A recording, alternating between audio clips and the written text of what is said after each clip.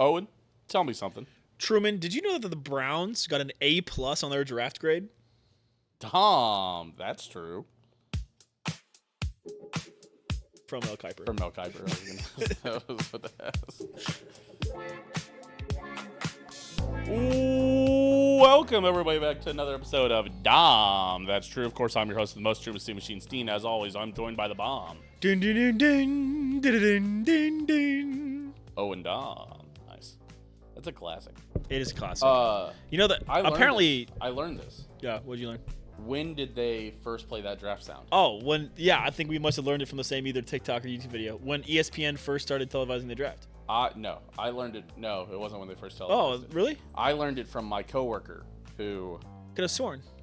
was in 2000, I believe, 6. When they started playing that? Yes. So they didn't play it for every pick in 2006. They played it for like one random pick. Like they had some technical mess up or something, or there was a trade or something, and they decided they played that noise. And everyone liked it or something? Apparently. And then so the next year, I think they played it for every pick, and it's been like that ever since. So that's a little fun fact for you on the draft noise. Oh, yeah, I watched a YouTube video about drafting and, like, GMs and stuff last night.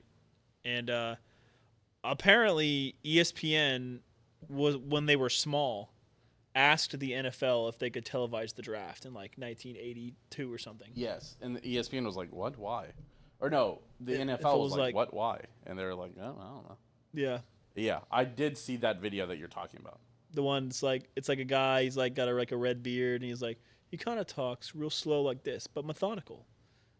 Talking about why, if everyone knows this, why don't they do it, kind of thing. Oh, yes. Yeah, the YouTube video? Yeah, the one where he's he's talking about the Jets. how to draft it correctly? Yeah. Yes.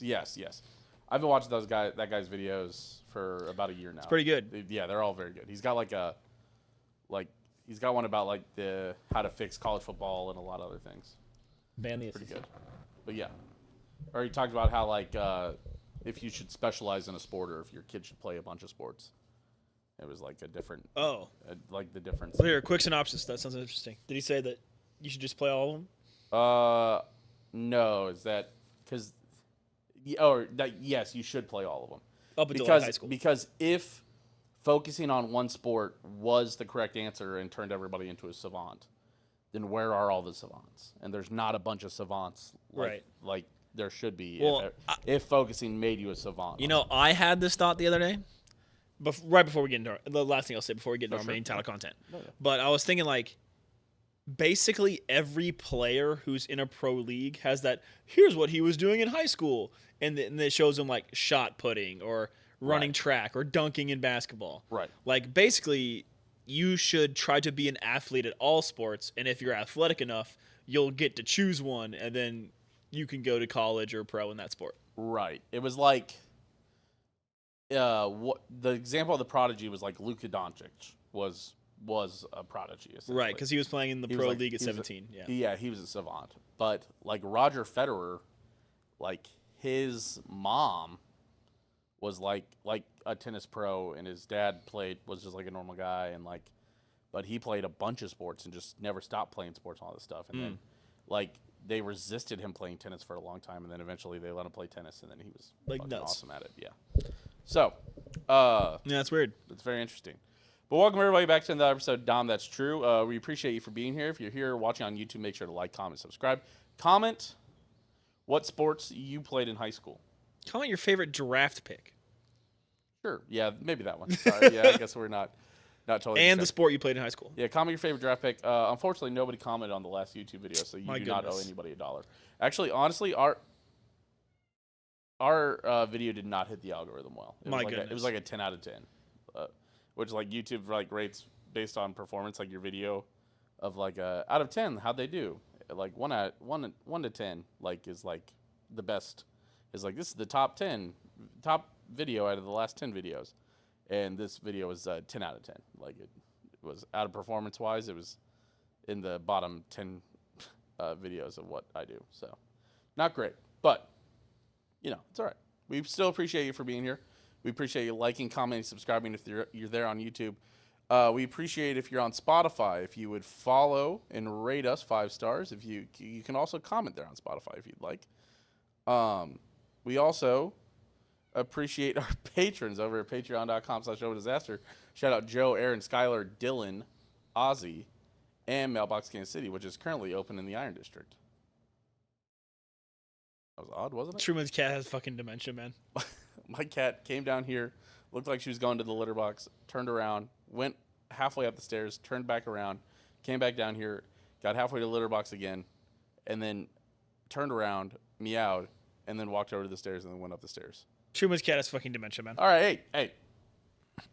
She's only 10. She had a fucking ball of fluff in her mouth that she ripped up. She does that a fair amount, actually. That's dementia. No, she just is bad at grooming. Truman's cat has dementia.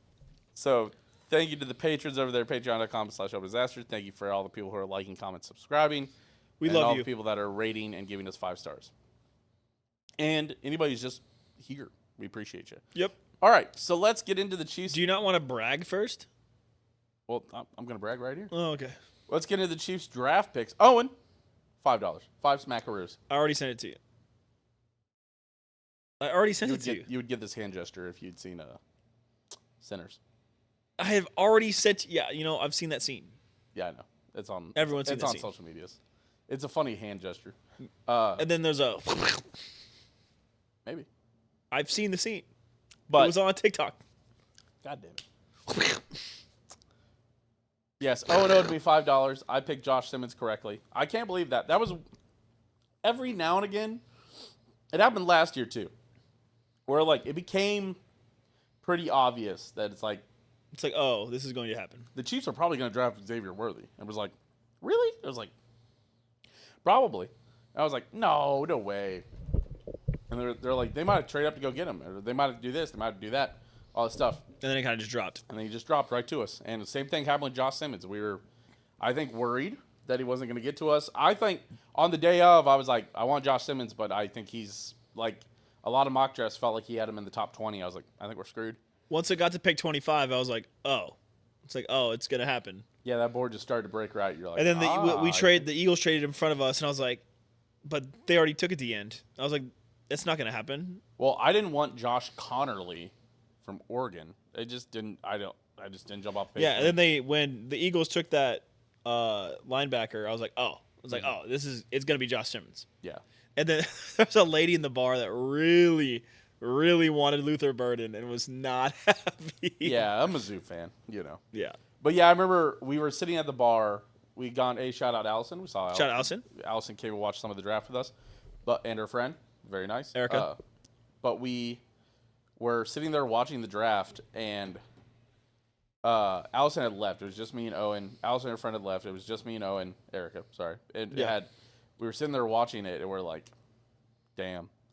The Chiefs pick comes on, and it's like the Chiefs have traded it. I was like, I think I got it. I got it on my phone first. I got the tweet notification. I'm like, God damn it. We were there. It's fucking 10:30. No, it was like 11:30. No. We got home at 11. I got home at 11. It was faster this year. It was like 11 when we were in Kansas City. Yeah. The draft pick didn't go on until 11, but when we were at the bar, I think that pick happened. Like, the trade happened at like 10:15. I'm like, God damn it. You thought we dude. traded out of the first round? Yeah, I was like, motherfuckers. We fucking sat here all day. And then it was like, we traded with the Eagles, and I'm like, what? And then I look, and yeah, I was like, yeah, we just traded back. We traded back. I was like, huh? Yeah. So being able to get the guy that I wanted, who I feel great about, especially hearing Andy Reid talk about it. The question was, how is he going to come back from his knee injury? And Andy Reid, in his press conference, says that there's a high. They expect that he's going to be ready for training camp. Yeah, which is crazy because I think a lot of people are like, well, he's going to have to redshirt this year. You're going to bring him in slow, and they're like, we expect him. They're like, he probably won't be ready for rookie camp. And it's like, that's fine because that's in like May. They're like, he probably will be ready for training camp. I was like, that's insane. Horse Girl 420. Happy Monday, fellas. Happy Monday, fellas. Happy Monday. Horse Girl 420. That's funny. So Josh Simmons being able to be healthy by training camp really should be Moon Cricket. That's cool. What? Is that a thing? Yes. What? Uncle Ben's rice is good. Hello, guys. That's like you shouldn't say that. Really? Yeah. It's Is it yes. towards what? A certain demographic. Which one? Black people. Why? Yeah, it just is. I've never heard that before. Well, sorry, guys. Strike. Nice Strike. Yeah. Thanks for the follow, guys. Oh my gosh. That's not good. All right. Josh Simmons should be ready for training camp, which is nice. It's sports show. Nobody's here. Sorry, we have a couple chatters in here. I'm reading the.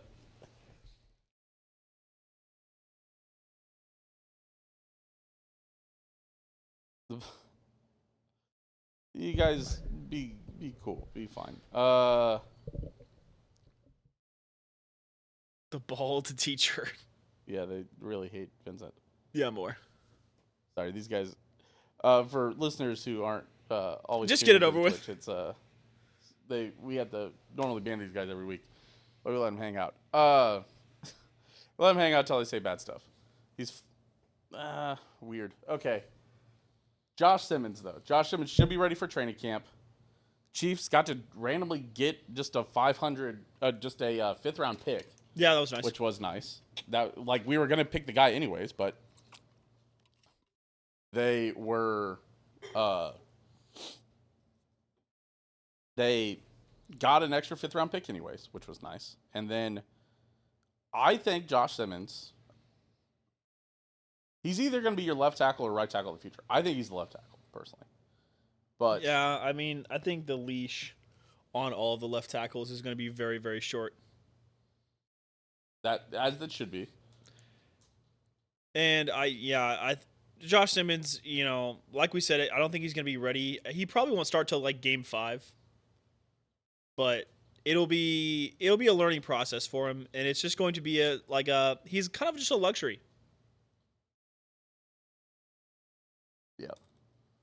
But it is a lot luxury. It is a look towards the future kind of thing. Also, chatters are saying that the Bears won the draft. They do every year. Owen, you already sent me the TikTok of people freaking out that the Bears won the draft. Are you going to do it again this year? Just for the Bears to get. Are you going to pick them above 500 again? Or 5 games? Are you going to remember that they're in the hardest division? Hardest division? Yeah. No. Vikings, Lions, Packers is a very difficult division to have to play 6 times. Vikings, I think, are going to go back to being bad. And they turned back into a pumpkin by the time the playoffs came around. Okay, so Detroit was just so banged up by the end of it all. Yeah, they're going to be good. Really good. Sure. Caleb Williams is going to turn it on. They finally got a new coach. He still hasn't passed for over 4,000 yards. He had 1 year. 1 year. This will be the year. Yeah. Ben Johnson, solid head coach, I think. Solid offensive coach for sure. But. Yeah, anyway. Josh Simmons. Gone. All right. See you guys. That's it. Every week. Appreciate you guys. Sorry, but they sorry, we reached the week of the show where we ban everybody. Wait, horse girl, you know what? You're fine for now. Yeah. This is the bit that they always run. Yes. But I do think that the Bears will be better. I do think they probably play in too tough a division. Will I pick them to win 10 games this year? You better not. I might. They're a max of 9. Who's their offensive coordinator? Who cares? They probably brought a good one in. You good? Yes. All right. See you guys. Thanks for coming on. So every week these dudes come in. Let's get back on track. These dudes come in. Yes. Yeah. For the people that only are ever on Spotify or and hell, half the time I don't think you can even see the messages on the video because They're normally ban evaders, so Twitch goes, yeah, these guys probably are ban evading. We ban these guys every week. They come in. They're normally fine for about a minute or two, for about 5 minutes. And then they say slurs. And then one of their names, and I apologize, was a slur that I did not know. I learned it, and I'm sorry for saying it. I'm very sorry. That is my bad on that one. I can't believe you didn't know that. I've never heard that in my life. It was one of those where it's a very old timey. Once I said it, I was like, It's very old timey. It's one of those where you're like, that sounds a bit like a slur. It's very, very old timey. I can't believe they let that one get by. Yeah. But it's old timey. Yeah. And it's not like. But you know who isn't old timey and who's actually very young? Josh Simmons. Yes, sorry. We're back on track. Ohio State left tackle. I think listen, everybody says top 10 talent. I've been reading a lot of pro, The question was the injury, and it's funny now that he fell all the way to the Chiefs. All of a sudden, the question is no longer the injury. Apparently it's a bit of a question about maturity. And he does have a nose ring, Owen. Oh my goodness, and not a nose ring. 2 earrings also. Oh my goodness. I don't know, man. Everyone's favorite player, Deion Sanders, definitely didn't have any piercings, man. I don't know if I like my offensive lineman woke. That's my thing. That's my issue. Oh my gosh, dude. Tom Brady never had any piercings. I prefer MAGA Republicans on my offensive line. Yeah, dude. If they don't smoke ayahuasca, I don't want them on my team. If they're going to skip the White House visit, I don't know if I want them on my offensive line. Do you see that freaking Saquon Barkley took flack? Yes, I did see that he took flack. He, a little different than just visiting the White House, but he did take some flack. And then I saw some of the Eagles players did not go to the White House today. Like a majority of the offensive players didn't go to the White House today, but Saquon did the other thing where he went and played golf and did all that stuff. So people are like, could be. It's a nothing burger, man. It is a nothing burger. Listen, we're all ready for the fucking NFL season to start. But Josh Simmons, I think, all that to say, we do not have any concerns about Josh Simmons' maturity. No, and I don't. Obviously, all the jokes about is politics. I don't think politics ever make you good or bad at football. But yeah, to get exactly who I wanted, exactly who we wanted on this show, and to add a 5th-round pick when we didn't have one, because we did not have a 5th-round pick this year, right? Yeah, and it's the only way you're going to get this caliber of talent at the 32 slot. Did you get a full synopsis of all the Chiefs trades? Because I know we traded out of some of the picks that we had in the later rounds. So we traded 2 of our 7th-round picks, and that was to move up to get the cornerback that we got. To get Nohl Williams. And I think that was it.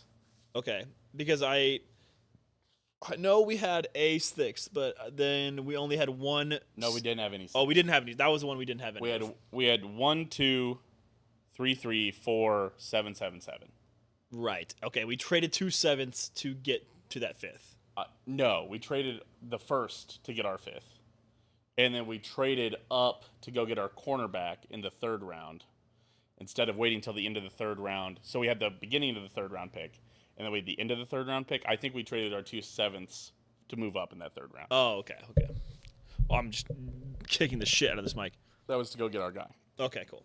So, and then we had, end of the 5th round, and then we still had a fairly early 7th round pick. Okay, cool. Because that's one thing that the apps don't tell you. Yeah. Is they just say traded. It says from this person. And that could be from a trade 3 years ago. Yeah. So it's funny. Somebody pointed this out. The Vikings traded Sam Howell, or the Seahawks traded Sam Howell and the 177th pick to the Vikings for the 142nd pick in the draft this year. And all player trades are pending physical. Yeah. Right? And it was confirmed today that the physical went through, everything happened. But somebody did ask the question hey, if he failed his physical, does the trade get reversed? Well, how does that work? The picks already happened. They already swapped picks and picked guys. How does that work, they probably get a comp pick. Yeah, they probably get a comp pick or somebody get penalized or something weird. Yeah. But also you traded for him, they probably call Sam. When the Seahawks offer that, they probably give the Vikings Sam's number, and they probably call Sam. And ask him if he's freaking hurt. Yeah, I mean, I assume there's some due diligence, or like he wasn't hurt at the end of the year or anything. I assume you're like one of those where you're like, yeah, I assume he's gonna pass. Like, I think everybody assumes he's gonna pass the physical, but until he does, until they get him in the building, the Vikings or the Seahawks could have technically been hiding like an injury throughout the entire year. And it's one of those weird ones. Just got there, but I don't know. It's a whole thing. So that was fine. That was so Josh Simmons again. I think it's a slam dunk. I loved it. Listen, we sat here and I said, this is who I want because I think we're going boring pick. And we did go boring picks pretty much across the board, boring picks that we needed to do. Yeah. But nothing too flashy. Josh Simmons was exactly who I wanted. We sat here. I said that was the first player I listed, first player I said I wanted, and we got him. Yeah, great pick. It's the only way we're going to get top 10 talent at the number 32 position. You have to take risk on guys that have injury or character concerns. And you know what the Chiefs love to do is pick guys that have character concerns. Yeah, absolutely. Andy Reid's good at getting a lot out of them. Yeah. Maybe sometimes they'll speed and crash their cars in Dallas. Allegedly. That's fine. Allegedly. Yeah, right. Or like Xavier Worthy got into trouble or something, and then he didn't. I think they dropped all the charges. Xavier Worthy, his ex-girlfriend, beat him up. Oh, that's right. I forgot about that. I was like, his ex-girlfriend cheated on him. Xavier Worthy found out. And it was like kicking her out.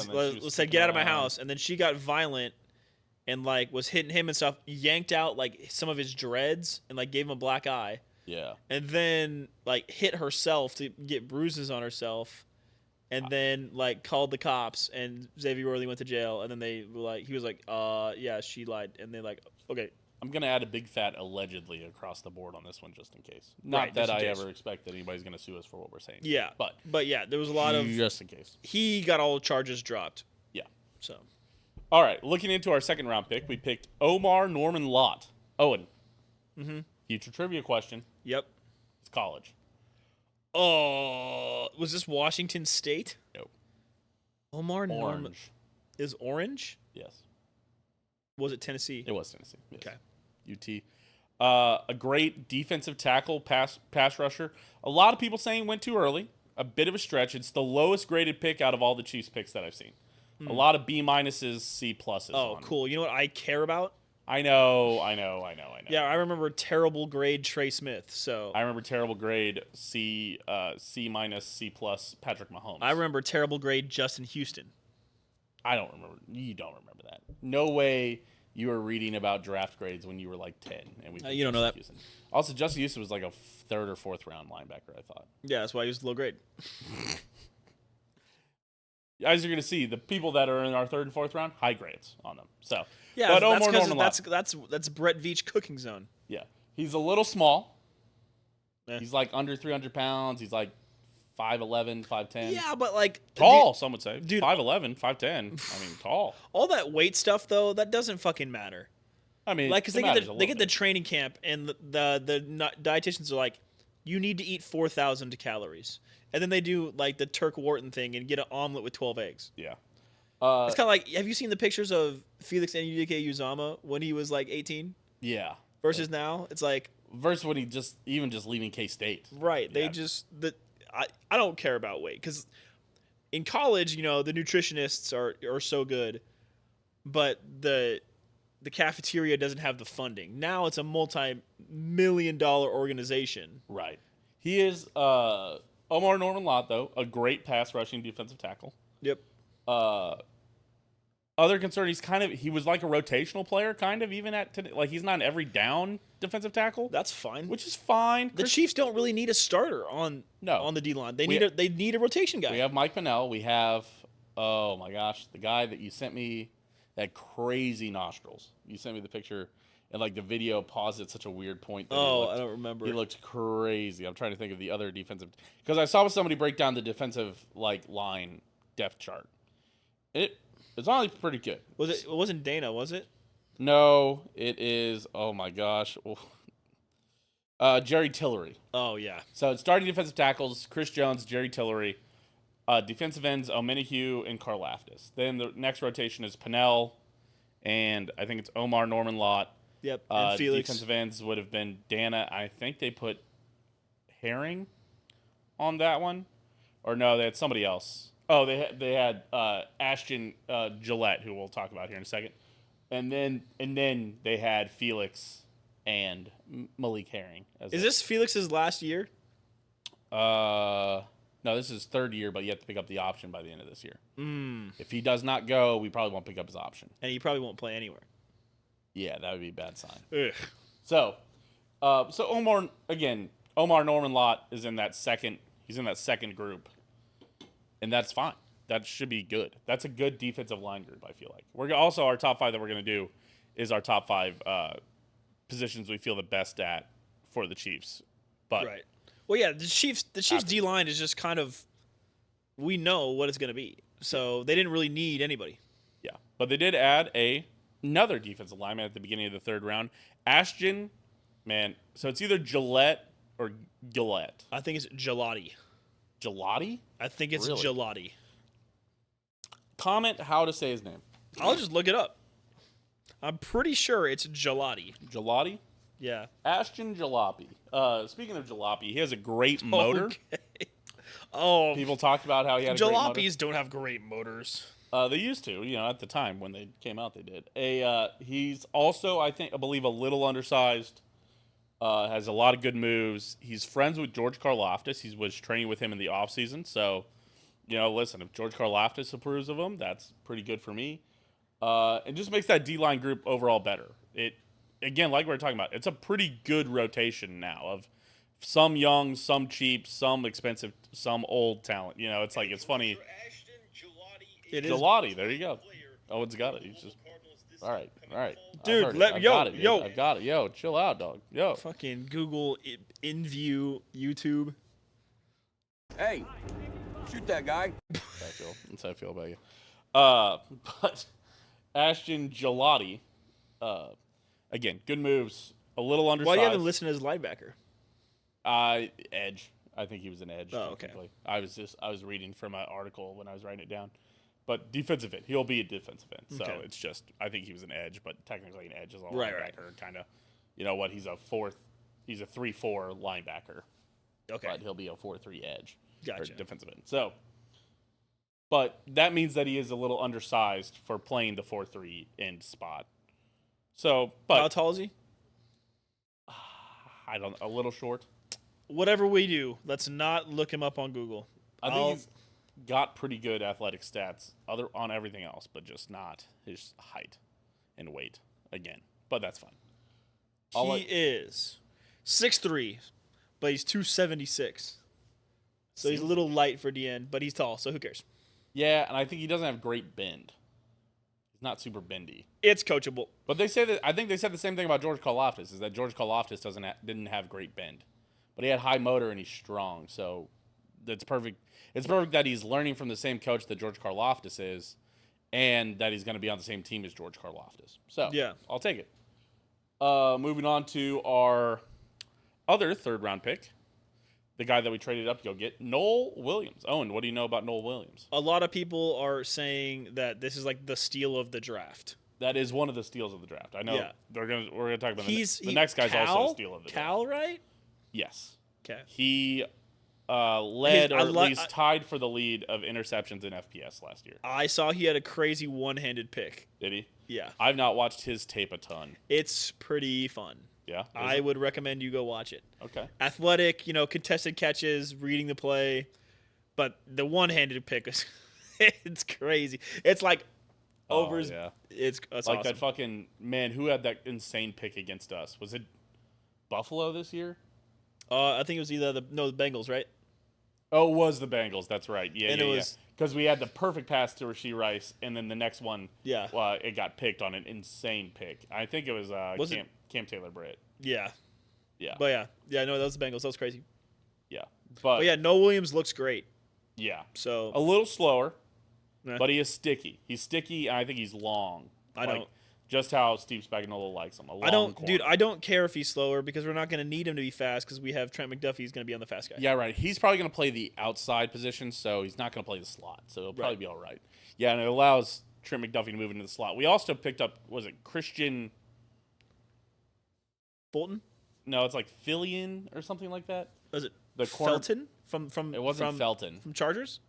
I swear it's like Fillinia, or it's like maybe he spells Christian in a weird way. X, Chargers. But they Chiefs. Somebody's him and Jalen Watson will whoever in Jalen Watson or it's Christian Fulton. Christian Fulton, it is Fulton? Yeah. Okay. Either Christian Fulton and Nohl Williams will play outside, or Nohl Williams and Jaden Watson will play outside, or Jalen Watson and Christian Fulton will play outside. Either way, Trent McDuffie is going to be back into the slot in the nickel, which is important. I also think having Nohl Williams being able to cycle in there is better. It is bad news, though, for Joshua Williams. I feel bad for him. He'll just get a social media job somewhere. Probably. He's funny. He's actually funny as hell. He'll be a backup. I mean, he'll be a backup somewhere. He'll stick in this league. I mean, he started for a year. They'll find a spot. Right. He'll have another team that he'll go play for, but it won't be. He'll probably just be like a 6 or 7 year journeyman, probably. Yep.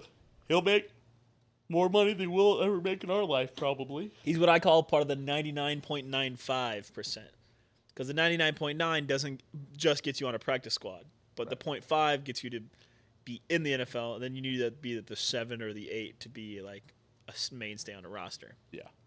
Yeah. And then the 9.9 is a starter. He'll bop around a bit. Like Willie Gay right now, kind of. Willie Gay, I think, deserved better, personally. Yeah. But right now, he's kind of bopping around. And it's one of those where he might end up like back on the Chiefs. Like Josh Williams could end up back on the Chiefs. Yeah, kind of like Steven Nelson was like randomly back on the Chiefs. And you're like, oh, okay. And then never played, so it didn't matter. But yeah, Nohl Williams, a bit of a steal. That was a lot of A's around the board on that one. Right. A fair amount of A's on the Ashton Gilotte also, by the way. You want to know where you also saw a lot of A's? Where? Jalen Royals.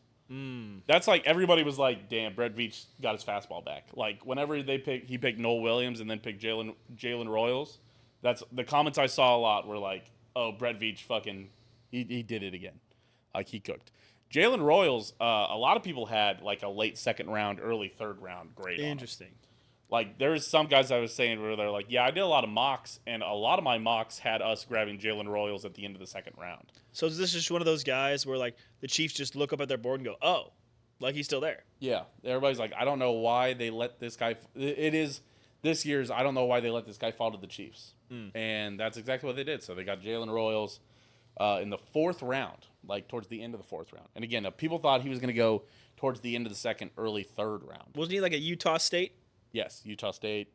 From what I understand, he looks like a big body contested catch guy. No, fast yards after the catch guy. He's he's a lot like Rashee Rice, allegedly. Oh, okay. So Rashee Rice, Xavier Worthy. It's exactly right. We on this show always want them to pick the guy that they never pick, which is the tall, rangy, goes up contested catch guy. We always want that. Jaden Higgins. I wanted Jaden Higgins bad. Jaden Higgins went early in the second round. We got fucked on. Yeah. I thought he was going to be there. Listen, he was a riser. That's one of those where, to be fair, I wouldn't have traded up to go pick him at the beginning of the second round, so that's fine. Jalen Royals is exactly the kind of guy that the Chiefs want. The Hollywood Brown is a lot like this. Rashee Rice is a lot like this. Xavier Worthy is a lot like this. And now we have Jalen Royals. A lot of them, listen, Tyreek Hill was kind of like this, but nobody is like Tyreek Hill. It's one of those, somebody said we were talking about that, where somebody said like whenever we're picking tight ends, like people are trying to find the next Travis Kelce. Right. And here's the answer is that there probably won't be another Travis Kelce. You can't go and search for a top 3 tight end all time. Right. It just happens to, sometimes it just works out that way. Well, it's kind of like how we were talking about, they always have to do a player comparison. Right. And Ashton Gilotte got Emmitt Smith, and I was like, whoa, guys. Yeah. I saw somebody was like upper realm is Emmitt Smith, lower realm is Adrian Peterson. Everybody's like, or LaDainian Tomlinson. It's like holy shit. Dude. It's like, let's be fucking for real for a moment there. Yeah, upper floor, top 3 running back all time. Lower floor, top 20 running back all time. You just never know if someone's, it's like eventually it'll come along and somebody will be, oh, this guy's going to be the next Derrick Henry. Fucking nobody will ever be Derrick Henry ever again. Hell, we were in that bar during the draft looking at Derrick Henry's high school stats. You ever want to fucking blow your mind? Look up Derrick Henry high school stats, where he ran like 4,500 times in a season, or like 4,200 times, and averaged like 4,900 yards. He ran the ball that many times and averaged, or it was like 450 times. It was like and averaged like 4,200 or 4,900 like yards. 25 rushes per game. Yeah. For all 4 years. No. It was like 40 rushes a year. Oh yeah. For 40 rushes a game his senior year. That was crazy. So, and he was still averaging 10 yards a rush. There will never be anybody like Derrick Henry ever again, probably. Just like there won't be another Travis Kelce. There will never be another Tyreek Hill. No, probably Nobody not. is like Tyreek Hill. And when somebody's going to be like Tyreek Hill, you will know it. Because Tyreek Hill should have gone in the top 10, but he got into trouble. He got into maturity concerns.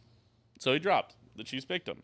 Maturity concerns. Although, as far as I know, Jalen Royals does not have any of those. So no, Jalen Royals is just... He's a lot... But that's what I'm saying is Jalen Royals has a skill set that's like what a lot of receivers have that the Chiefs can work with. A Juju... a Juju's actually slow. Juju's the closest we have to a possession contested catch type guy. Right. But he's a lot like Hollywood Brown. He's a lot like Xavier Worthy. He's a lot like... The Chiefs love to scheme guys like into space. They want guys who can catch it and then have a little bit of shiftiness. They like fast guys. They don't need the fastest guys of all time. Like Justin Watson type guys that are like, fast, but not like super fast. They like the super fast guys, but obviously those guys are hard to find. Right. And ESPN releases their stats like every year about like, oh, these are the top 10 quarterbacks in each of these 7 statistical categories, blah, blah, blah, all this stuff. Patrick Mahomes is always number 1 in like throwing to the most like proximity open to defender or whatever. Yeah, he's like he throws to the most wide open. And people are like, that's because he's just getting schemed open. It's like he also just reads the defense really well and throws it to the... It's funny because there's a lot of great offensive minds and schemers in the NFL. I don't know why nobody can come close to Patrick Mahomes' numbers of throwing to open guys. Right. I'm very excited for this year because last year was obviously the worst Mahomes we've seen, but that's because the offensive line got him pressured the most he's ever been. Right, and going into the draft, there was positions we needed where we're like, we have to hit on this, and we missed. We missed on tackle. And honestly, wide receiver was good, but he didn't win offensive rookie of the year or anything, like a really good offensive. Yeah, but once again, he was thrust into the number 1 role because of Rashee Rice getting hurt. Right, and it's like this year, Rashee Rice will be healthy. He'll be probably suspended out for a little bit. I'm still going adamant with 4 games. So we'll see. I'm still being adamant about it's going to be 4 games. Yeah, it'll be very interesting to see how all that comes out with it, like, simmering for a bit and all that stuff. And then probably, honestly, might help that the Chiefs didn't win the Super Bowl for Rashee Rice. It's like, right, we're not as on the forefront of everybody's minds right now. Do you think he could go to jail, Rashee Rice? No. I saw somebody who was like, Rashee Rice is going to go to jail for 6 months. Everybody's like, no, he's famous. He's not going to jail. They'll just get him community service... sitting, right. The commuted sittings. One thing that I always like to remind people is that although rich people do get away with a bunch of crimes, is that there's a reason why they just give them the giga fine, because it's like it pays for a lot of the city projects and stuff like that. Not saying that's like super all right, but yeah, that is true. Yeah, it's like he won't go to jail, but he will pay a $400,000-$500,000 fine, and it's like or more. If they offered you a $500,000 fine or 4 years in jail, I think I would personally have to take the 4 years or the 4 years in jail or the 4 months in jail. And they often, for those celebrity fines, often bump those up because they know they're going to pay it. But that's also something that their big, expensive celebrity lawyers also work out. Right. Is that they would pay a huge fee instead of going to jail. So, we'll see. We'll wait till June. Totally. Dahm, that's the American justice system. Dahm, that's justice. Moving on to the next pick, our 5th round pick was Jeffery Bassa, a linebacker from Oregon. Once again, we're at that part of the draft where I'm like, luxury time. If these guys work out, great. I'm not expecting anything. He seems a little closer to Willie Gay, where Willie Gay, not a great run-stopping, every down linebacker, but was a great coverage guy that could spell Nick Bolton at times or Drew Tranquil at times. So, or Leo Chenal. Leo Chenal, not a great coverage linebacker. No. Great blitzing linebacker. Great run stopper linebacker. Oh my God, linebacker. Run stopping linebacker. Run stopping linebacker. Yes. I just wanted to add L's in there for some reason. No L's, Truman. We only take W's on this team. Well, it is funny since I called, of all people, Leo Chenal the line blacker, so that's good. But He does have big eye black. yes. Jeffery Bassa will be a great coverage linebacker to kind of offset Leo Chenal in those sets, sometimes offset Nick Bolton in those sets. But again, won't be in every. Hopefully, every he can just be like if this guy can come into training camp and come out of training camp and be like a 40% of defensive snaps guy, I'll be over the moon. Right. I expect he will play about the same amount of snaps as Ashton Gilotte will play, and as Felix Anudike-Uzomah will play. 10 to 15%. They're all great talent defensive rotation guys, and that's fine. It's whether or not the coaching staff can get him up to the point. Right. And if they can make plays. Big-time players make big-time plays, big-time games. Yep. Which brings us to our last pick, Brashard Smith. My top Tulsa, right? No, SMU. SMU, that's right. My top Red. comment, my top note that I had on here was welcome back, Jerick McKinnon. He's basically Short, shifty, can't catch. Yes, can catch. Wide receiver converted to linebacker. Wide receiver. Now, see, I can't get my mind off it now. Wide receiver converted to running back. Catches the ball. It obviously runs pretty well. 1,900, almost 2,000 all-purpose yards this last year. Good pass pro? Probably. I think so. Let's hope. I haven't seen his pass pro. Because that's his role now. Yeah. But he can be kind of that lightning to Jerick McKinnon's, or Isaiah Pacheco's thunder. We do need the lightning back. Yes. Yeah, we simply don't have much lightning. Kareem Hunt and Isaiah Pacheco being in our backfield is not a ton of lightning. Elijah Mitchell, I guess, could be that lightning also. Oh, I forgot about him. And we signed somebody else. There's another weird one that we've got where I'm like, what? I'll look at the depth chart. Yeah, I can't remember. Some of those guys aren't going to make it. Hell, Brashard Smith is a fucking 7th round pick. He might not make it, but I imagine he can be kind of that lightning to it. He's also definitely going to threaten for that returner role. So Nico Remigio is going to be in a little bit of trouble. Right now listed as 4th is Carson Steele still. Don't we have another one then? I thought there was another special teams. Nope. No. Hilariously though, Sky Moore is listed as 3rd on kick returner. They're still giving him snaps in practice. Yeah. Jalen Royals being here now, I don't know, man. Sky Moore, you better learn to talk Canadian. Congratulations. Better learn to speak Canadian, buddy. The Manitoba team's looking for you, buddy. I think we're finally going to be free of Sky Moore. Break the chains. Sky Moore is gone, yes. But Brashard Smith, punt returner, kick returner, could be a fast running back if it works out. Kind of a next 7th round success story from Brett Veach. Love to see it. I'd love to see it. Sadly, no 7th round cornerback this time. Although he did hit Isaiah Pacheco was a 7th round running back, so anything could happen, man. Once again, like you said, if he can be the Jerick McKinnon type, I'll call it now. He makes the roster. Yeah. I think he makes the roster just because I think he can be a punt returner, kick returner. And I bet you all these guys make the roster. Bassa's maybe the one that I'm like, I don't know. He's in a hard spot. 5th round linebacker. It's a tough ask for him. Yeah, I think the rest. But there's a place he could rotate. We're not deep at linebacker. We have. Can you name the 4th linebacker after Leo Chenal? I feel like I should be able to, but I Jack can't. Cochran? Yeah, exactly. Yeah, right. Who got hurt last year also. Let's see. For that reason alone, I like Jeffery Bassa's odds. Leo, so we've got Drew, Nick, Leo. It is Jack Cochran listed as 4th. Is there another linebacker? Sean Bradley? Who? Don't know who that is. Nope. Then Cam Jones. Nope. Then Blake Lynch. And they're already putting Jeffrey. K-State kicker? I guess they're already putting Jeffrey Bassa as linebacker 8, and then Cole Christensen at linebacker 9. I think that's a undrafted free agent signing after him.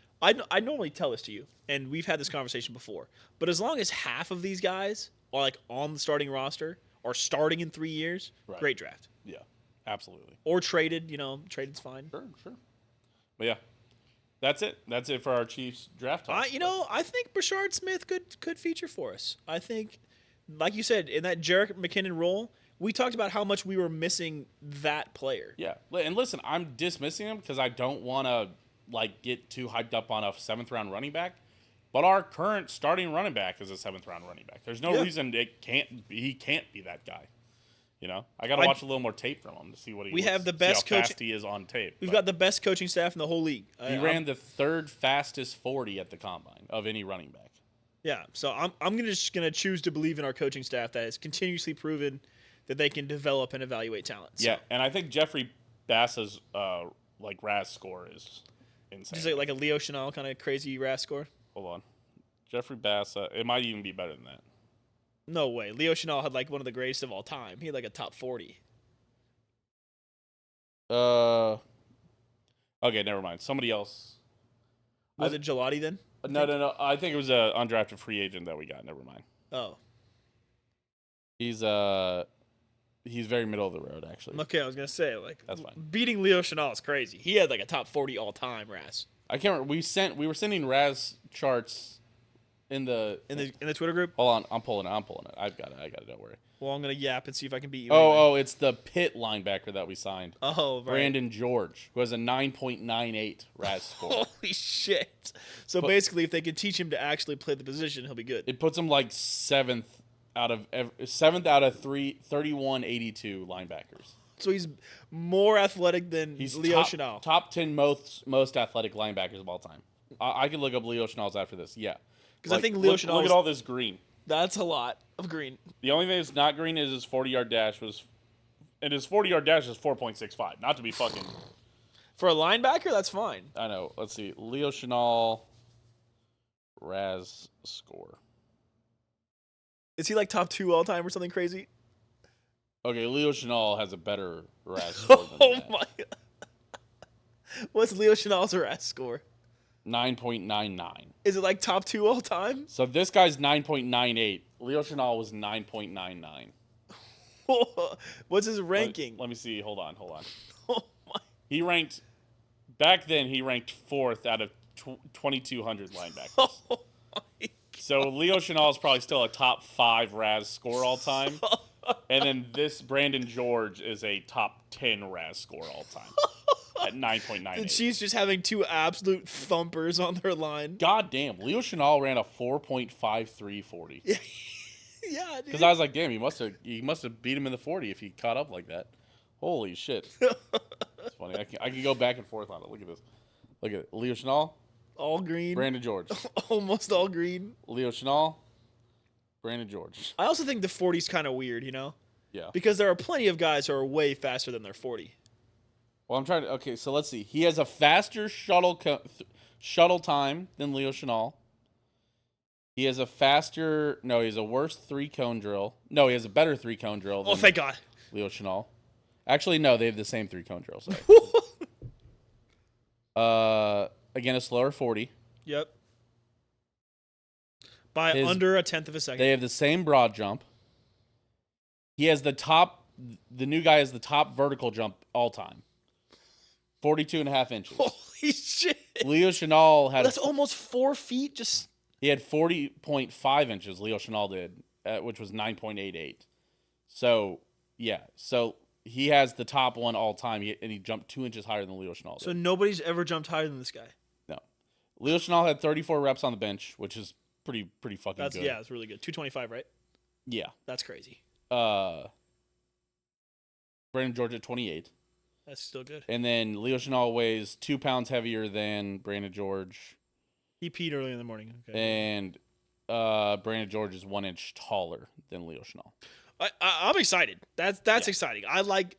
Or he's like 3/4 of an inch taller. Well, it's like that thing, when you have the college pitcher, and they're like in Twitter, like the high school pitcher, and they're always like, oh, college coaches don't care.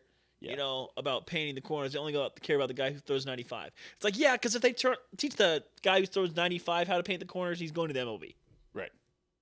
It's easier to teach the guy who paints the corners or who throws 95 to learn some control. Right. It's harder to take a guy who has control at 90 and get him to have control up at 97. Right. So, yeah, if they can teach this guy, George, I'm already excited. That is the kind of player that the Chiefs linebacker coaches love. And that's an undrafted free agent. I like it. Leo Chenal was at least like a 3rd or 4th round pick. Yeah, he was. I think he was 4th. Yeah. When's the last time the Chiefs took an undrafted free agent and turned him into like a really good player? Oh, there's a couple of them. I was gonna say Turk Ward, but Turk Ward was like a 2nd round pick. Yeah, he was. Missouri State. Dana? Missouri ST. Was Dana drafted? I don't know. He's kind of old though. L'Jarius Sneed? No, L'Jarius Sneed was drafted as well. Was he a 7th round pick? I think he was a 5th. I know he was a lower end draft pick, but I know he was drafted. Mike Dana was 5th round. L'Jarius Sneed was... I think he was 5th or 6th. 4th round. Oh, he was 4th? A while ago now. Too many championships clouding my mind. Mm-hmm. And then... trying to think. Who else was it? It was God, it was somebody. Oh, Jalen Watson, maybe? Yeah, he was. No, Jalen Watson was 7th round. He was drafted. God damn. Yeah, 7th round. Fuck. There was like a good. Charvarius Ward is probably who you're thinking. Thank you. Yes, because we ended up trading Charvarius Ward, or maybe we didn't trade him. Maybe he just went away. But I remember we got we turned this guy into. Well, we maybe even got like a 3rd round comp pick for. Well, yeah, because he was gonna start being a starter, and he's a starter for San Francisco. I mean, he was a starter for us, but yeah. Well, right, but yeah, I get what you're saying though. He was undrafted. He became a starter. Then he was gonna start demanding top 15 starter money, and we're like, we're not gonna do that. And then he went to San Francisco. Right. Where I believe he still is. Not 100% on that. Who? Charvarius Ward? Yeah. No, he just left. I think he just signed. That yeah, else. I don't know. I don't follow Niners players, so. Well, no longer a Niners player. Right, exactly. I'm not. He's with the Colts now. Oh. Man, said he's still dealing with PTSD after the loss of his daughter. That sucks. Jeez. That's the number 1 article that just came up. Man. Jeez. I did not know that. Fuck, that sucks. Prayers out to him, man. That sucks. Yeah. No one should ever have to bury their kid. Absolutely. All right. Let's move on to the Royals after that. Different news, better. The Royals. Hey. Back to 500 after Saturday, and then they lost on Sunday. So they're back. Yeah, it's fine. They're 1 game under 500. I talked about it on my solo episode. This is just what this Royals team is going to be, is around 500, and they're going to have losing streaks where they look really bad and winning streaks where it feels like they'll never lose. They'll just have a winning streak later in the year to go a couple back to back. Because last year we won 8 straight series, but didn't have a sweep in there. Right. The question will be, will they have one more winning streak or one more losing streak? And that's, will they end above 500 or under 500? Yeah. I think they will hover right around 500 all year. Listen, this team has not gotten much better. Hell, even this winning streak wasn't like the bats exploded. Truman, there is one thing that happened before the winning streak.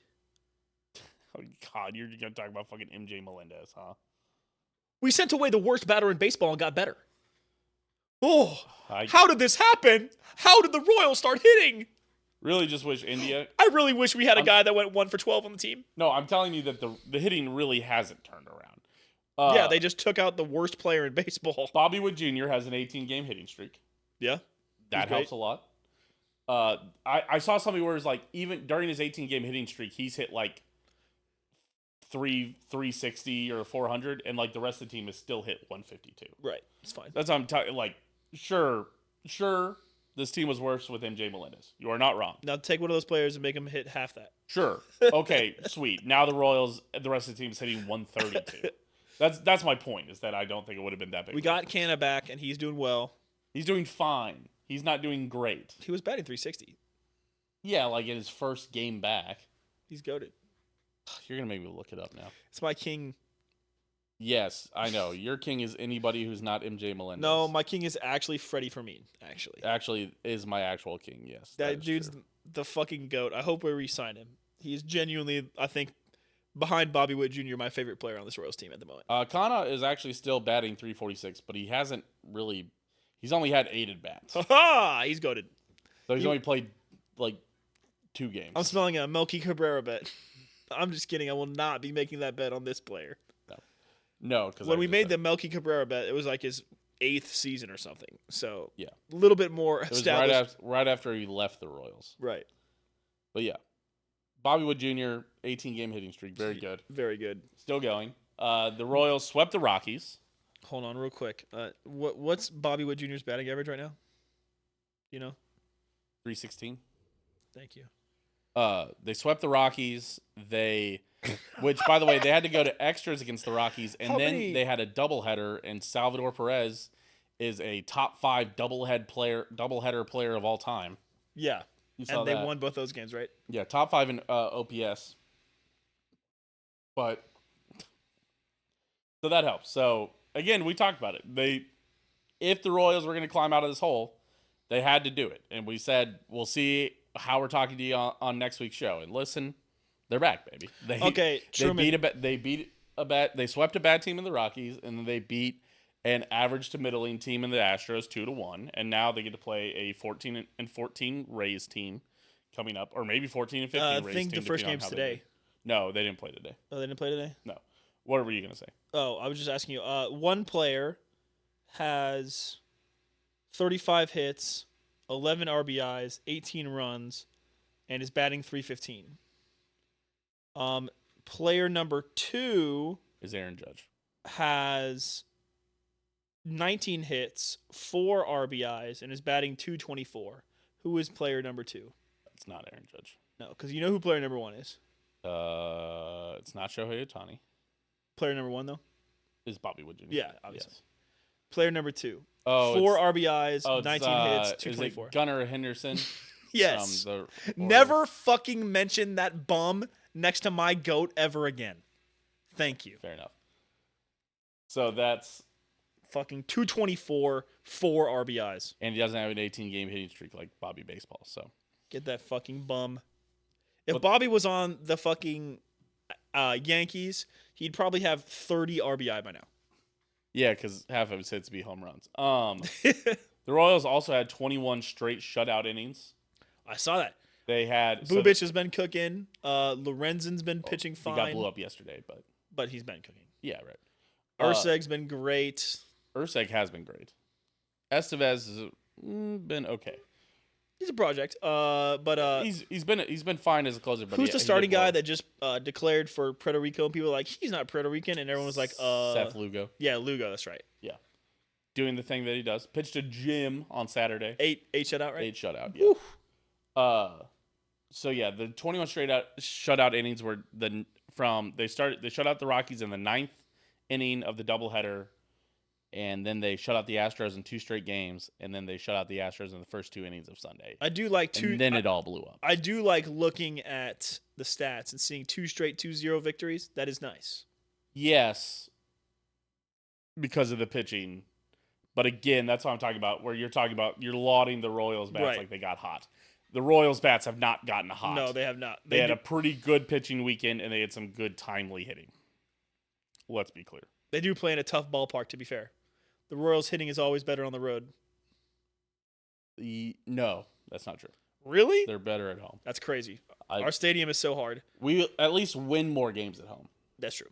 There's a lot more room for the Royals hits to land also. I would unironically like when they eventually build a new stadium for it to be a slightly smaller park.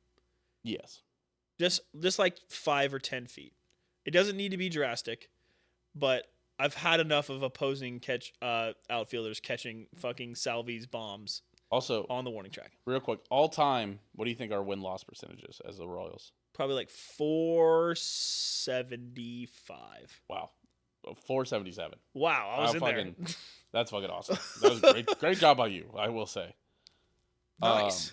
I was going to see if I could see our home and away team splits. Because I said that number because when we've been bad, we've been really bad. But when we've been good, we've been like 9. Like most of our actually good teams have been like good, like 90+ win teams. Mm-hmm. So that's my thought process. Yeah. And then we've been like middle of the pack for most of my life, and then bad the last 3 years. Team batting ratios. All right, never mind. This is going to be hard to find. Were you just trying to find out how many wins Kaufman's costing us?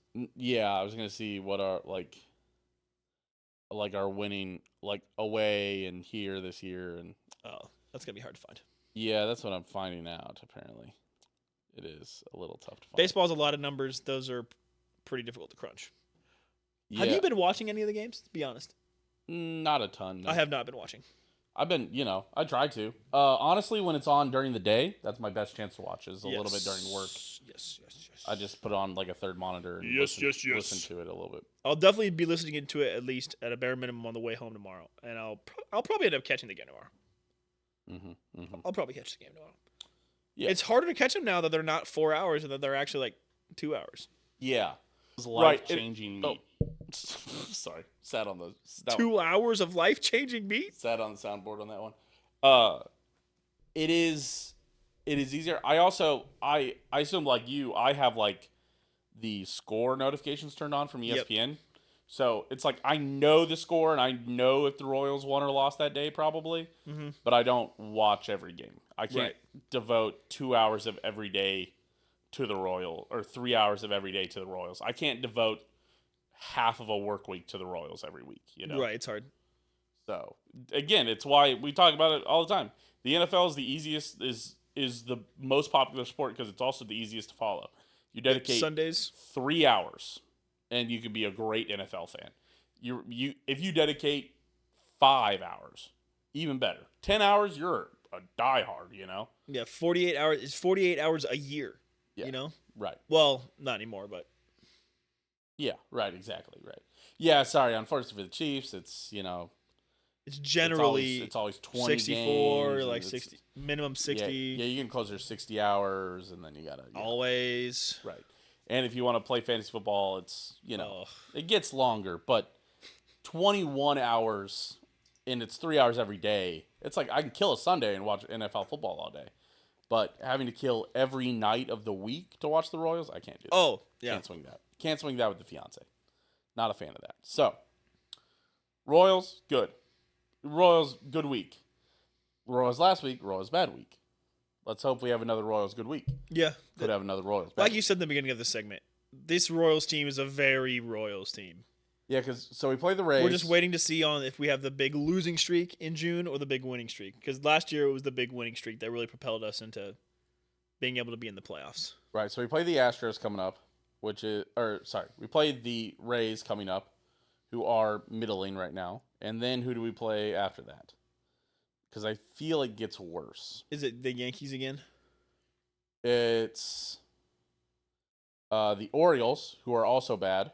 Yep, of course they're bad. Gunnar Henderson. And it is the White Sox, who are also bad. And then it is the Red Sox, who are just barely over 500. What? I said, whoa, 120 losses. 120. Have you seen that guy? No, I haven't. You haven't seen that guy? But I assume so after it's every to the tune of the Orlando Magic song. Yeah. Except he puts a paper bag on his head. He sings about how many losses it is, and he's like, "You mother!" He's like screaming into the mic. It's really funny. That's funny. Okay, well we play the Orioles, then we play the White Sox, then we play the Red Sox, who are 16-14. So not even that. They could be back under 500 by the time we play them, or at 500. Then we play the Astros, who are right around 500. Then we play the Cardinals, who are under 500. Then we play the Giants, who are actually good. Mike Yastrzemski. And then we play a near 500 Twins team, and then a near 500 Reds team, and then we play the Detroit Tigers, who have actually had a pretty good start. Oh my goodness! Almost like it's the beginning of the MLB season, and all these teams are still figuring out who they are. May has if the Royals can make really good moves in May. If they can't, then if they're under 500 by the end of May, I don't think we're going to make the playoffs. You're pressing the worry button, not the panic button, but the worry button. The worry button, yeah. And again, I don't expect this Royals team to do much more. I think we'll make the playoffs. I think. By the way, if we're in the wild card, I think we'll win, and then toss up whether or not we can make the champions. The White Sox are 7-21, which means they have a .25 winning percentage. Which, by the way, would put them. If over 162 game season, they'll lose 121 games. Oh my gosh, they're gonna do it again? They might. Weren't they the worst team of all time last year? No, they were the worst team. Modern era. Well, we talked about this since the Richmond Spiders. Yeah, not including the Cleveland Triangles. The Cleveland Spiders. That's right. That's who it was. So yeah, it's a whole. Because when there was a 129 game season and they didn't have actual pros and they were having to supplement with players from high schools or whatever. They play 100 games on the road. Yeah, it's funny. Okay. Right, because they got sold and didn't have a home stadium. Right. So instead of supplementing home games, they just made them play them all away. Or they traded all their players to another team, and they traded them all their bad players. And that other team went yeah, because they were colluding or whatever. Yeah, there's weird shit. So yeah. So that's how that goes. That's the Royals. Yeah, the Royals are what I thought was going to happen. They're worth talking about. So cool. All right, so let's look at top 5. Top 5 this week is positions you feel good about on the Chiefs after the draft. Mm-hmm. Number 1, easy, always. Feeling pretty good about a certain position. Oh. Can we uninclude that position? No, you have to include that position. Okay. That's kind of cheating. But, okay, that's fine. Mm-hmm. This is actually kind of tough for one of these. What do you mean? Yeah, you'll see. You'll see. Okay. All right. We'll see. Number 5 is actually tough. Yeah. Well, there's a conversation to be had. I think one of them is going to be shocking, but I'll go first. Ready? Okay. Number 5, wide receiver. Sure. The Chiefs have a lot of wide receiver talent. We already had 3 starters. If Royals is any good at all, then we'll have 5. Because, we've got Rice, Worthy, Brown, Juju, and now Royals if he's good. Mm-hmm. Having 5, that's Bengals wide receiver room starting to get into that conversation. Obviously, the Bengals wide receiver room probably one of the best in the country, but Chiefs a lot cheaper. So I would feel pretty dang happy about that. Number 4, defensive tackle. I mean, we've got him in spades. If once again, I put it at just defensive line. Yeah, just so. But for me, tackle specifically, because if they can get Felix to just develop at all, please. I'm probably coping, but if we could, we'd be really good if he could get into the 30% snap range. Number 3, linebacker.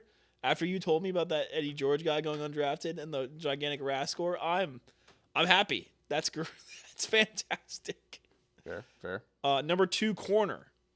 We kind of needed a corner, and I think Nohl Williams is a real spot filler for us. Brandon George, by the way, not Eddie. Oh, Brandon George. When you said Eddie George, I was like, that doesn't sound. Eddie George is the Hall of Fame running back. Okay, yeah. Yeah, my bad. Number 2, corner. I think Nohl Williams is. We just needed another quality player, and sorry to Roland Wallace and Joshua Williams, but the Chiefs have shown, especially at this position, that if you play well, you will get time. To be fair, I also think Roland Wallace should be a safety, if I remember right. Something like that. I think we were just playing him at cornerback because we were like, fuck, sorry, buddy, you're the lowest safety. You got to play corner. Right. I mean, just whatever it is, the Chiefs have a whole bunch of those players. So, and even more of them are I just really like that Nohl Williams tape. You should really go watch it. And the number one position on the Chiefs, by far their strongest position, their deepest for just whatever fucking reason, is the quarterback position. The what? Quarterback. Yeah, right. They've got the best quarterback in football, and then probably the best backup. Signed two pretty good backups. Yeah. Bailey Zappi and Gardner Minshew are two pretty great backups. Guys who have low-key started before. Yeah, right. But, when we're talking about Carson Wentz. Recently failed starters who are athletic. Right. We were talking about Carson Wentz being the best backup, but he had been a backup forever. And Carson Wentz was hot ass, dude. But Gardner Minshew and Bailey Zappi have, started games, recently. Right. So it's I would actually bet on the Chiefs to actually have a good preseason this year, just because I think Gardner Minshew and Bailey Zappi going out there against second and third stringers, I think they will fucking ball on some people. You know, that's actually a good point. Not that it's ever mattered to win the preseason, but I think they've got a really good shot. Just like Chad Henne used to always kind of beat up pretty good on it too, until we fucking had to put Chris Oladokun in. Or Ian Book, the worst preseason quarterback I've seen ever. I'm telling you, dude, Blaine Gabbert and Carson Wentz both looked fucking awful the last 2 years. I'll be honest. I felt awful with I was not watching. I know, but I felt terrible. It's so funny that we can go from old-ass guys like freaking Chad Henne and Matt Moore and feel more confident about those guys. Chad Henne is and Matt Moore are like Steve Spagnuolo, where it's you're too old to probably ever start ever again as a franchise guy, but you're going to be a great backup and you can go in there and be fine. And it's Steve Spagnuolo is too old to probably ever get a head coaching job again because he can only go somewhere for 5 to 10 years. Right. But he's a great defensive coordinator. Well, I also, just for Spagnuolo's case, I don't think it helps that he's already been a failed head coach. Right, exactly. Kind of just like Chad Henne and Matt Moore, both failed starting quarterbacks. Kind of like how, Vic Fangio is going to be great for the Eagles. Right. But he'll probably never get a head coaching job ever again. Mm-hmm. Sounds good. So give me your 5 through 4 again. 5 through 1. I believe, number 5 wide receiver, number 4 defensive tackle, specifically number 3 linebacker, number 2 corner, and number 1 the deepest quarterback room in the NFL. Yeah. All right, I'll go next. Number 5, I grappled with this one a lot. I decided to go safeties. Yeah. I feel good about the safeties position, especially bringing back Mike Edwards. That feels good. And then you have Brian Cook, you have Jaden Hicks. Feel good about that room. Yeah, Chris Rowland-Wallace will be there. Shamari Connor will be there. Yep. You feel great about it, especially because if Edwards doesn't have to play, but that's your rotation guy is a vet that's a Super Bowl winner. Right. I guess twice. Yeah. Did he? No. Only once. Only once with the Bucs. I thought he was on. Yeah, but then he won with us. Did he? Yeah, he won with us. Was he on that team? Yeah. 2 years ago? Pretty sure. Maybe 2 or 3 years ago. Well, he wasn't a starter. Those teams. He wasn't a starter, so whatever. Fair. He might have been a starter. I'll confirm. Okay. But he definitely wasn't a starter. I think better about safeties than I feel about the offensive line or the running back room. Those are both I'm I feel fine about the running back room and I feel fine about the offensive line room. I will feel better about offensive line once we figure out where the hell everybody's going to play. I have no idea who's going to play left guard. I think it's going to be Kingsley, but I just don't know. So we'll see how that goes. So So he was on the 2023 team. So he won with us. Yeah. He had a pick 6, remember? That was his only pick. Yeah. And then he went to Buffalo last year. Right. And then went back to Tampa Bay. He was in Buffalo in 2024. And then midseason, he's back with Tampa. And back to Tampa midseason. Now he's with us. Yes. So obviously that means we're winning the Super Bowl. Right, because he's back. Yes. Number 4, this is where I put defensive line. I feel good. We listed out all the rotations. I feel great about the defensive end spot. I feel good about the defensive tackle spot. Now that we added in just a younger athletic guy. Noddy was good. But he simply just wasn't that athletic and wasn't doing anything special anymore and didn't have that much upside. It's nice to bring back Mike Pennell. He's a good run stopper. We upgraded with, oh my God, I already forgot his fucking name. Oh my God. Gilotte? No. Joe Tillery? Yes, Tillery, yes. Yeah. So I feel good about that. So I just, in general, feel good about defensive line. Number 3 is this where I put cornerbacks. I like how much we threw at corner. Like, cornerback was not our weak spot, right? Trent McDuffie, obviously, awesome. Jalen Watson, once he's healthy again, I feel a lot better about Right, it wasn't a weak spot, but you felt like you needed a little more. Yeah, and honestly, they signed Christian Fulton, and I was like, oh, that's good enough for me. I feel fine about that. And then they drafted Nohl Wallace. And Nohl Williams. Nohl Williams, yeah, sorry. And I'm like, all right, I'm in. I'm in on this cornerback room now for sure. Number 2, wide receiver. Feel great about that. Xavier Worthy, Hollywood Brown, Rashee Rice, Jalen Royals, Juju Smith-Schuster's here, I think, again. Yep. I feel a lot better when Sky Moore is fighting to make the team and not fighting to be the number 1 receiver. Right. So, I feel good about that. And number 1, quarterback. Like we already talked about. Patrick Mahomes, obviously best quarterback in the league. Gardner Minshew or Bailey Zappi both going to be great backups. So, I'm fine with either of those. Yeah, I mean, Bailey Zappi, it's just... Oh, he's a free agent, actually. Juju. We haven't re-signed Juju? Yeah. Wait, when? Why does it not tell me when? No. 2025 cap hit of 1.1, so he should be on the team.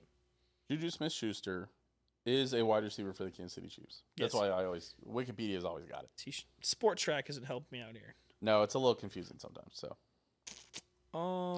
Yes. Juju Smith-Schuster, Chiefs agreed to 1-year contract in NFL free agency. That was March 15th, so yes, he should be on the team. That's it. Pop culture minute? Yeah, I got one. Although I wasn't able to watch the game, my brother's team won a KG 2-1 victory. They're staying up. They're not getting relegated. We are staying up. We are staying up.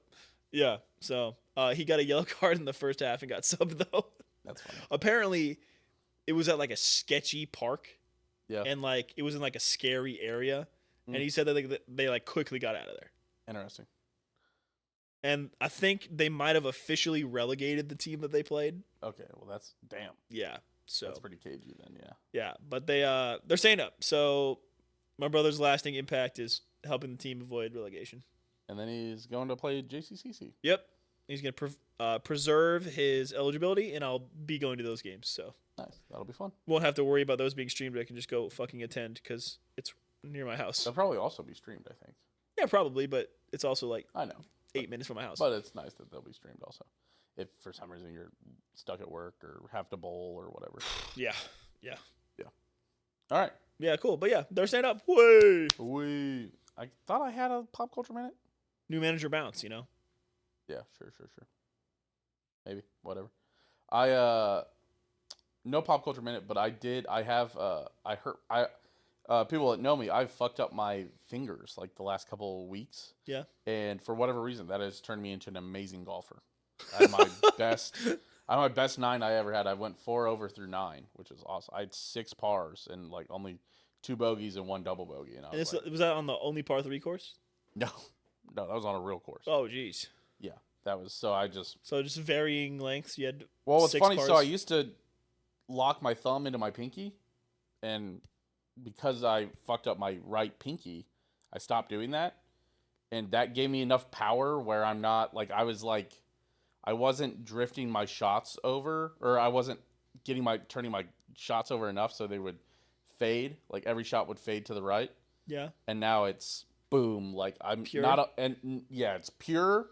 I've hit it straight, and it's also going like 20 or 10 to 20 more yards than it used to because that's what they say is that when you lose some control, Jerry. You lose some control when you don't have that pinky in there, but you hit it further, and I am hitting it further. You're bending your knees, Jerry. Oh, he's trying. Yep. But all right. That's I think all we got. We appreciate you guys for showing up. Shout out the patrons over at patreon.com/HomeDisaster. Shout out Joe, Aaron, Skylar, Dylan, Ozzy, Mailbox Casino, open the Iron District. Make sure you like, commenting, subscribing, commenting your favorite Chiefs draft pick. Yeah, absolutely. Instead of whatever dumb stuff we were going to have you comment that we were talking about at the beginning of the episode. Make sure you're rating and commenting on Spotify. I think. Twitter.com/OwenGoshDom, Twitter.com/SteamMachine, YouTube.com. You could also comment. Dom, that's true. OD. You could also comment how much dementia do you think Truman's cat has? Hey. none. Hey, Love you guys. shoot that guy. 100%. See you next week.